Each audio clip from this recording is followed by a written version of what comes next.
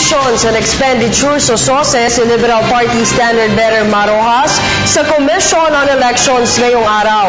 Ito ay sa pamamagitan ni LP spokesperson Barry Gutierrez. Kaugnay nito, iginit naman ni Gutierrez na wala silang nakikitang mali.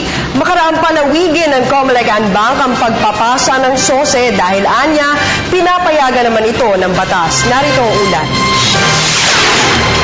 Pasado alas 11 ng umaga, Miyerkules, dumating sa Commission on Elections ang dilaw na truck na ito, laman ng 50 kahon ng mga resibo ng gastos at natanggap na donasyon ni Liberal Party Standard Bearer Marojas para sa nagdaang halalan.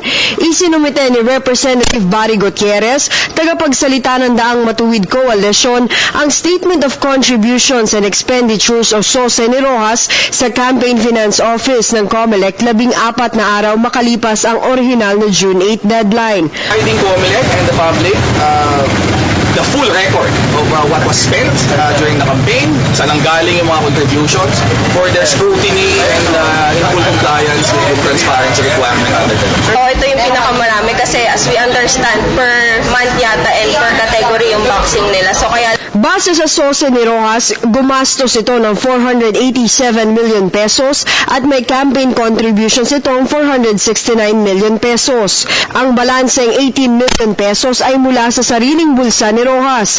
Karamihan naman sa mga nag-donate ay mga kamag-anak niya.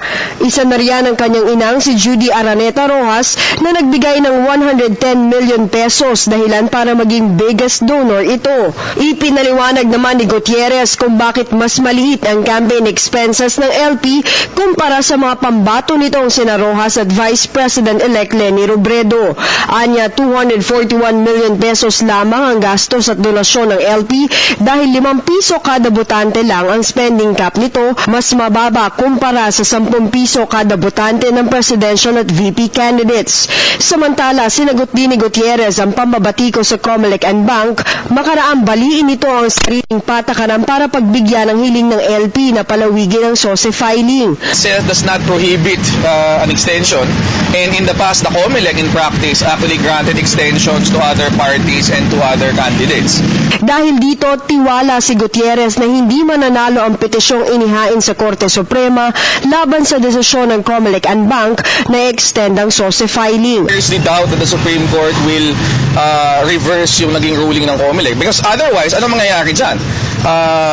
I-disqualify nila lahat ng mga tumakbo under an LP CONA. That is, unthinkable. Libo-libo yun. Hindi pa binibigyan ng Certificate of Formal Compliance ng CFO si Rojas dahil we're still waiting for the resolution from the NBank on how we would process yung mga late submission, yung after ng June 8. So, para sa Telebisyon ng Bayan, Ria Fernandez.